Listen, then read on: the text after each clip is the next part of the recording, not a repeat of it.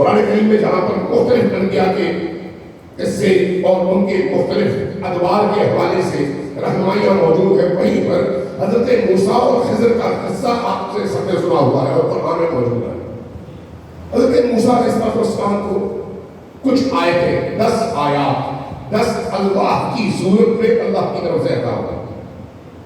جب یہ آیات عطا ہوئی حضرت موسیٰ کو بڑی خوشی ہے، کیونکہ مجھے اللہ نے الواح عطا کیا، یہ کوئی چھوٹا اعزاز نہیں ہے، بہت بڑا اعزاز۔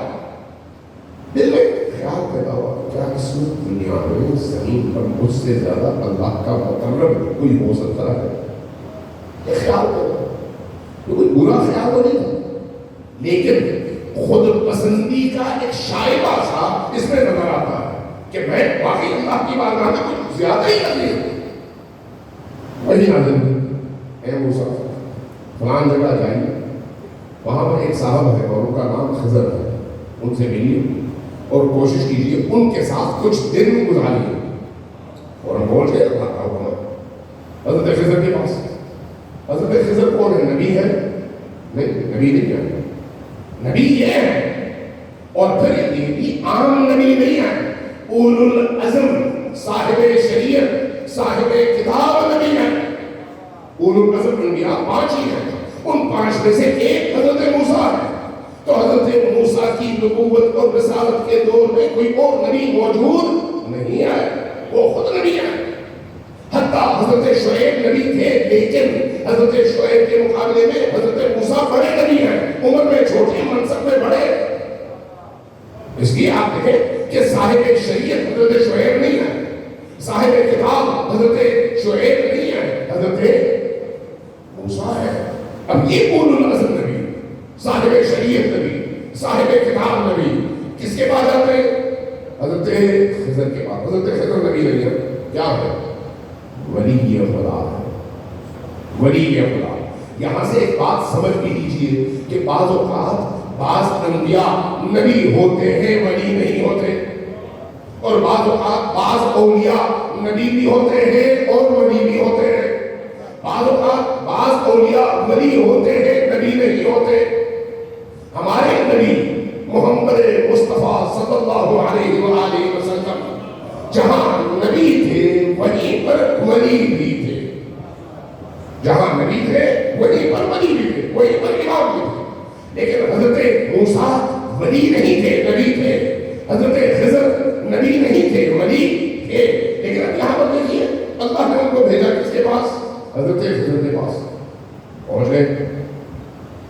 حضرت خضر سے عرض کیا کہ یا خضر میں آپ کے ساتھ کچھ عرصہ گزارنا چاہتا ہوں۔ فرمایا کہ نہیں، تم میرے ساتھ چل نہیں سکتے۔ ولی نبی سے کہہ رہا ہے تم میرے ساتھ چل نہیں سکتے۔ ولی کے ساتھ چلنے کے لیے بہت ساری چیزوں کی قربانی دینی پڑتی ہے، آسان نہیں ہے۔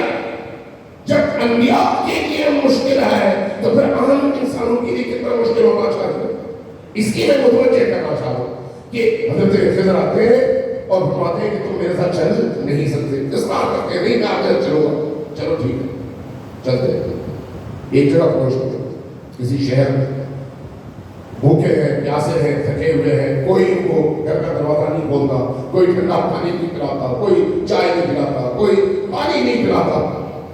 مایوس ہوتے ہیں، نکلنے لگتے ہیں، ایک دیوار دیکھتے ہیں گھر کی گری ہوئی ہے۔ حضرت خضر آگے بڑھتے ہیں اور اس دیوار کی مرمت شروع کر دیتے ہیں۔ حضرت موسیٰ کو آتا ہے غصہ، اے خضر اس شہر کے بعد رہنے والے کتنے بے مربت کہ انہوں نے نہ پانی کا پوچھا، نہ چائے کا، نہ کھانے کا، نہ آرام کا، اب آپ لگے ہیں ان کی دیوار بنانے کے لیے، یہ کیا بات ہے؟ فرماتے ہیں میں نے تم سے نہیں کہا تھا کہ تم میرے ساتھ چل نہیں سکتے، تم میرے ساتھ چل نہیں سکتے۔ عرض کیا یا موسیٰ یا خضر میں معافی چاہتا ہوں، میں آپ کے ساتھ چلوں گا، ٹھیک ہے جو آپ کے ساتھ کروں۔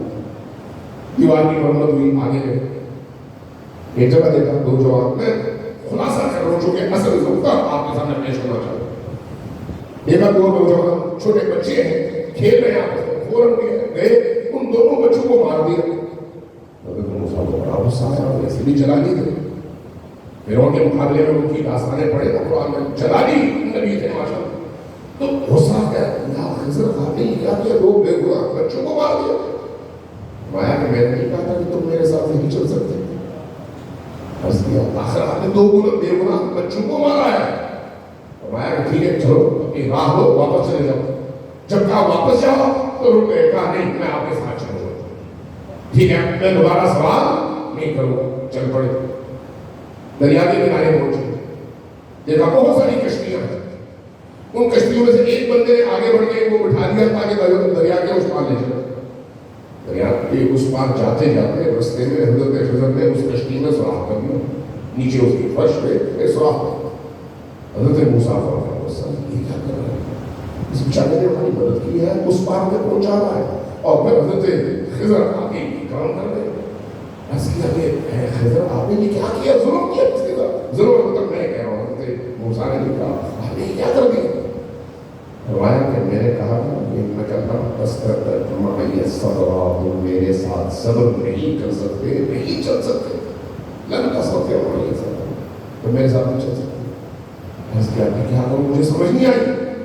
نبی ہے اور ادھر ولی ہے. اس پاس پہنچے. کہا کہ ٹھیک ہے یہ تمہارا راستہ اور یہ میرا راستہ. اب تمہیں سمجھاتا ہوں کہ اصل مسئلہ ہے. فرمایا کہ جس دیوار کی ہم نے مرمت کی اس دیوار کے نیچے یتیم بچوں کی وراثت موجود تھی. اگر ہم وہ دیوار نہ بناتے تو وہ بچے بڑے ہونے سے پہلے دوسروں کے تسلط کا شکار ہو جاتے. یہ خزانہ کوئی اور لے جاتا, بچے محروم ہو جاتے. اس لیے ان بچوں کی اس خزانے اور وراثت کی حفاظت کے لیے ہم نے دیوار بنا دی تاکہ بچوں کو ان کی وراثت مل سکے. مسئلہ حل ہو گیا جی یا خضر مسئلہ حل ہو گیا. اب حضرت موسیٰ حضرت خضر کے مخالف تو نہیں تھے, لیکن فہم کا اختلاف, معنویت کی سطحوں کا اختلاف, ادراک کا اختلاف اور سطحوں کے فرق کی وجہ سے حضرت خضر جو ولی ہیں اس ولی کے ساتھ نبی چل نہیں پائے. اگلی بات آپ نے وہ 2 بچوں کو مار دیا. کہا کہ ان کے والد اور والدین بہت نیک, شریف, پرہیزگار اور اچھے لوگ تھے اور انہوں نے آگے جا کر بہت بڑا بدماش بننا تھا, گناہ کرنا تھا, ظلم کرنا تھا, اپنے ماں باپ کے نام و نشان کو بھی مٹانا تھا اور ان کے لیے عذاب کا باعث بھی بننا تھا. اس لیے اللہ کی مشیت یہ تھی کہ میں ان کی گردن مروڑ دوں اور ان کو مار دوں. لہذا ان کے ماں باپ کو ایک اچھی آخرت مل گئی اور اس کے حساب سے وہ بھی بچ گئے اور بچے بھی بچ گئے. اچھا یہ اس مشکل کا کام ہوگا. فرمایا کہ کل کی صبح بادشاہ کو تمام کشتیاں چاہیے, اس کے فوجی آئیں گے, یہ ساری کشتیاں لے کر جائیں گے. جب یہ دیکھیں گے اس کشتی میں نیچے سوراخ ہے تو اس سوراخ کی وجہ سے اس کشتی کو چھوڑ دیں گے. یہ کشتی کی سوراخ کی مرمت کو گھنٹہ 2 گھنٹے میں کر لے گا, لیکن بادشاہ کے لذت سے محفوظ رہے گا اور اپنے بچوں کی پرورش کرتا رہے گا اسی کشتی سے کما کر. ولی کے ساتھ چلنا آسان نہیں ہوتا.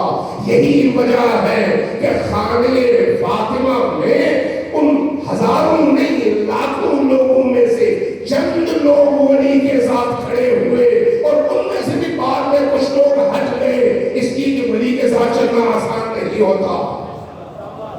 ولی کے ساتھ چلنا آسان نہیں ہوتا. اس لیے یہ نہ سمجھے کہ جس نے کہا مارا ہے تیری علی ولی کے ساتھ چل رہا نہیں. ولی کے ساتھ چلنے کے لیے معرفت بھی چاہیے, ایمان بھی چاہیے, صبر بھی چاہیے, استقامت بھی چاہیے اور اس استقامت کے ساتھ ساتھ زمانے سے لڑنے کے لیے پورا ایمان بھی چاہیے.